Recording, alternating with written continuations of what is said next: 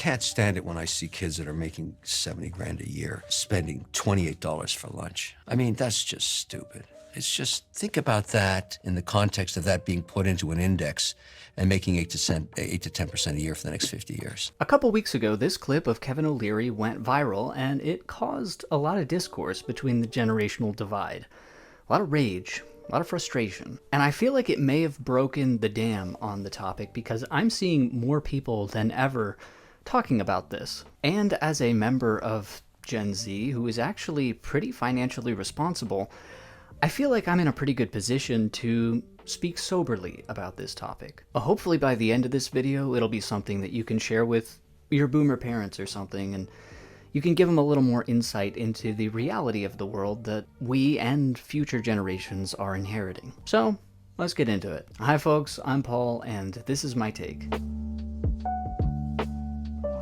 So, starting off, I'm going to be speaking in generalizations. Nothing I'm going to say is universal, so if I say something mean about your generation and it doesn't apply to you, well then just know that I'm not talking about you and don't get mad. But if it does apply to you and you get mad, then leave me an angry comment and we can go back and forth and find out which one of us is out of touch. Okay, with that out of the way, let me give the devil his due. Kevin O'Leary is right. If you're spending $28 on lunch, you are cooked. That is insane. And if you do that every day and you don't understand why you are financially struggling, I don't really know what to tell you. But do you know what is also insane that O'Leary doesn't talk about?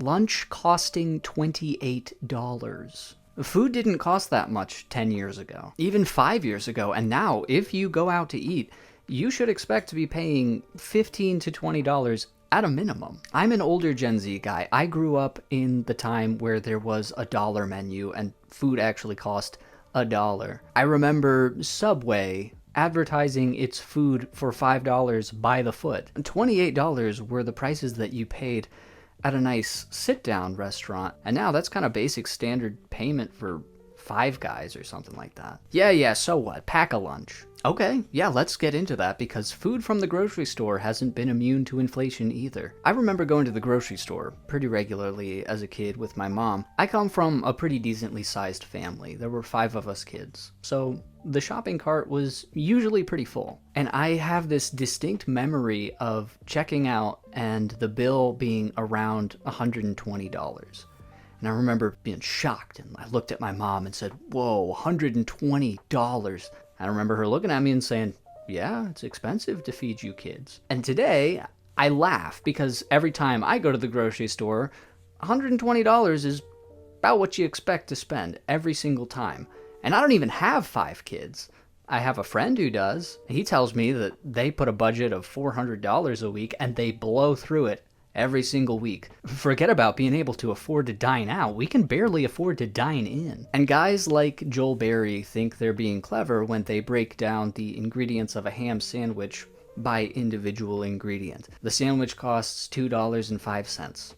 Great, it's a lot cheaper than $28. But can we talk about how this same sandwich cost less than $1 not even 5 years ago? And with the current pace of inflation, we could probably realistically expect this sandwich to increase to $5 within the next 5 to 10 years. Are the people like Joel Berry going to continue to make this argument about not eating expensive foods, even when inevitably this sandwich becomes unaffordable? Who knows, maybe they'll advocate us eating protein blocks made out of ground up cockroaches. Actually, you know what, that's probably going to happen. I'm being so serious. Because it is happening in every other area of life. There has been a clear and consistent shifting of the goalposts. Can't afford a house in the suburbs? Find an apartment in the city. Can't find an apartment in the city? Yeah, well, there's a methed out house in the middle of nowhere on Zillow that's pretty cheap. Why don't you go there? Can't afford a car? Buy a beater. Can't afford a beater? Just take public transit. You don't like getting stabbed in the neck? That's not my problem. Maybe you could think about skipping the avocado toast or make coffee at home. And when I hear this kind of advice, it makes me want to ask the older generations, did you have to do these things to get ahead when you were in your 20s or 30s? And not just starting out cheaply. I'm fine with that. I'm talking about specifics.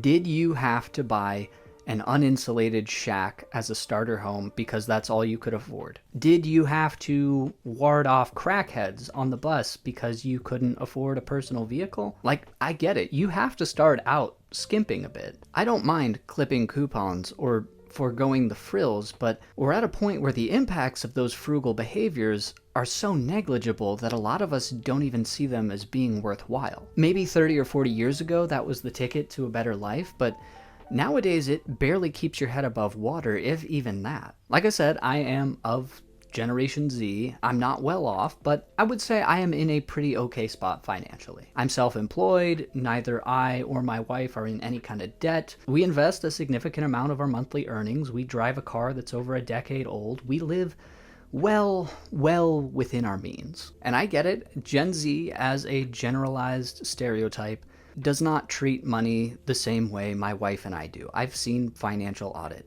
It's embarrassing.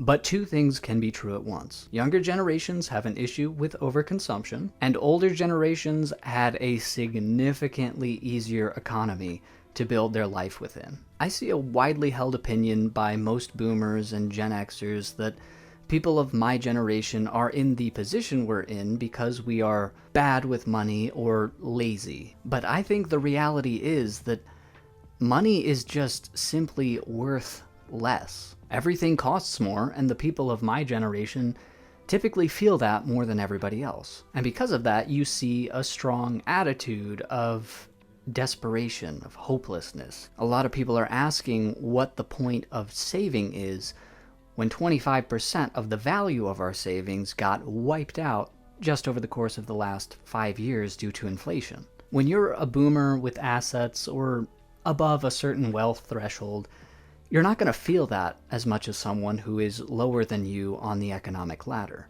And giving them suggestions like, just spend less money, isn't this one-size-fits-all financial advice for upward mobility when our economy literally makes it impossible to spend less. A lot of people could get on board with reducing their standard of living if that meant increased likelihood to financial success, but frankly, that's just not the deal anymore. The deal now is spending more, getting less, and losing the value of the wealth that you've stored up over time. And there's something particularly insidious about someone specifically like Kevin O'Leary saying this, because wealthy boomers are in almost complete control of the policy making that puts younger generations in a system where lunch now costs $28, a used car costs $29K, and a starter home costs $300,000. And for someone like O'Leary, when he was in his 20s and 30s, all of those things were a fifth or a sixth of the cost that they are today. And the wages that we are paid have not increased in pace with those rising costs. Inflation has risen over 25% just since 2020, and over 300% since the 1980s. If your wages didn't increase by 25% over the course of the last 6 years, you might be making more money, but you are poorer than you were in 2020. And it would be bad enough if it was just inflationary pressures that we're dealing with, but it goes a lot further than that. Baby boomers continue to affect policy that make it harder for younger generations to just simply afford the American dream. And they do this in order to absorb more wealth for themselves, which, I get it. Make your money, dude. I'm not asking for a handout. I'm just asking for the same conditions to build a life for my generation that was afforded to yours. People like O'Leary advocate for policies that make it harder for Americans to get good-paying jobs by offering them to foreigners who will work for cheaper. Did O'Leary's generation have to compete with the rest of the world for American jobs? No. And let's bring in another element: expensive international entanglements, particularly in the Middle East. Whenever there's a war, it requires funding, and where does that funding come from? Well, a lot of it comes from inflation, but a lot of it also comes from the taxpayer. And in these situations where that affects the global price of energy, well, that in turn affects the global price of everything. I lose probably 30 to 40% of my yearly income to taxes, and a large portion of those taxes goes to Sand, New Jersey, and to Egypt, in order to bribe them to not go to war with Sand New Jersey. And that's because Sand New Jersey likes to start conflicts with other countries that border it. And because of that, that requires more taxes to go to Sand New Jersey in the form of weapons. And because the neighbors of Sand New Jersey don't like to be bombed, sometimes they close a very important shipping lane, and that causes huge disruptions in the oil market. And when that happens, the cost of freight goes up because gas prices go up. And those increases in the price to ship goods gets added onto the goods that you eventually buy, so you end up paying for that. And if you happen to oppose this, you are anti-Semitic. In all seriousness, foreign policy is more complicated than that, but a majority of millennials and Gen Z are against foreign intervention because we don't see justification for doing something that is only going to hurt us financially when we're already struggling. It's funny because it's actually fiscally responsible to avoid war, but the generation that is by and large for it frequently argues that the generations that are against it are being fiscally irresponsible. That's just a funny observation. Generation Z is entering adulthood during a perfect storm of economic pressures that have existed in the past, but never all at the same time and never to this degree. Inflation is retroactive enslavement. The value of my labor has not diminished, but the value of the payment I receive for it has. A quarter of the value of my labor has been stolen from me just through inflation over the course of the last 6 years. If 25% of the work you do is essentially for free and you don't want it to be that way, you are 25% a slave. The housing market is artificially propped up, taxes continue to rise, mandated insurance costs more and covers less, immigration for the sake of GDP drives down wages and requires Americans to compete for jobs in America. That's a problem that didn't exist for the boomers. AI is being pitched as something that is going to completely destroy white-collar industries, making the few remaining competitive jobs at best rarer and at worst completely obsolete. And you pair that with my prior point about immigration and you have a job market that is a complete disaster zone. I mentioned earlier that I am self-employed, but I wasn't always that way. And a lot of that has to do with the fact that I sent out over 500 job applications over the course of a month and only heard back from 4. At which point I was either rejected after the first round of interviews, the position was filled or removed, or I was simply ghosted. I'm not complaining. I just need you to know it's really bad out there. And now you have state representatives advocating for policies that will end property taxes for seniors. First off, I think property taxes should be abolished for everyone, regardless of your age. But I find it once again to be a funny observation of a double standard. An end to property taxes for seniors exclusively is a handout, because that tax burden is then shifted onto younger generations. The same concept is behind Social Security, which is also exclusively for seniors paid for by the younger generations. And boomers can say that they spent their lives paying into Social Security and they didn't struggle with it, and that's great, that's fine, that's fantastic.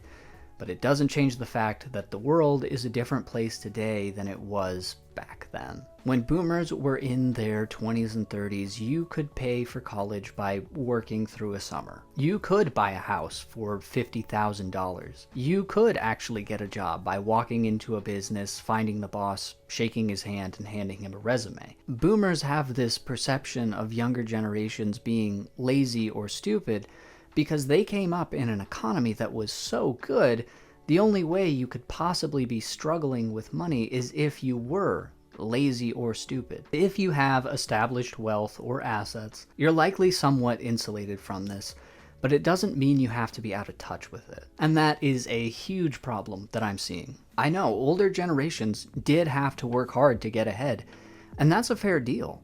But nowadays, we have to work hard just to not get crushed. And that's causing a lot of issues in every other facet of life. Young people are incredibly stressed right now. They're delaying having families, they're turning to drugs, they're spending their entire lives online, or they've checked out in some other form or other. It's pretty tragic. And no amount of scoffing at young people for buying expensive lunch is going to correct that. Frankly, it's no surprise that so many people in my generation are breaking to one extreme or the other politically, socialism or fascism. These are ideologies that people turn to out of desperation, and younger generations are turning to them because of the system that older generations operate. So maybe we should have a conversation about how that system has been operated. So sure, I am fine with talking about how crazy it is that people pay $28 freaking dollars to buy lunch every day. But let's also talk about how crazy it is that lunch costs $28 freaking dollars. Anyway, that's all I've got for today. But what do you think? Who do you think has the bigger blind spot? Is it Zoomers for not realizing their overconsumption habits? Or is it Boomers for not realizing that the economy is actually in the toilet for younger generations? Whatever your thoughts are, please share them in the comments below. As always, if you enjoy my content and want to see more, I would really appreciate it if you liked and subscribed. I hope you're all having a fantastic day, and I will see y'all next time.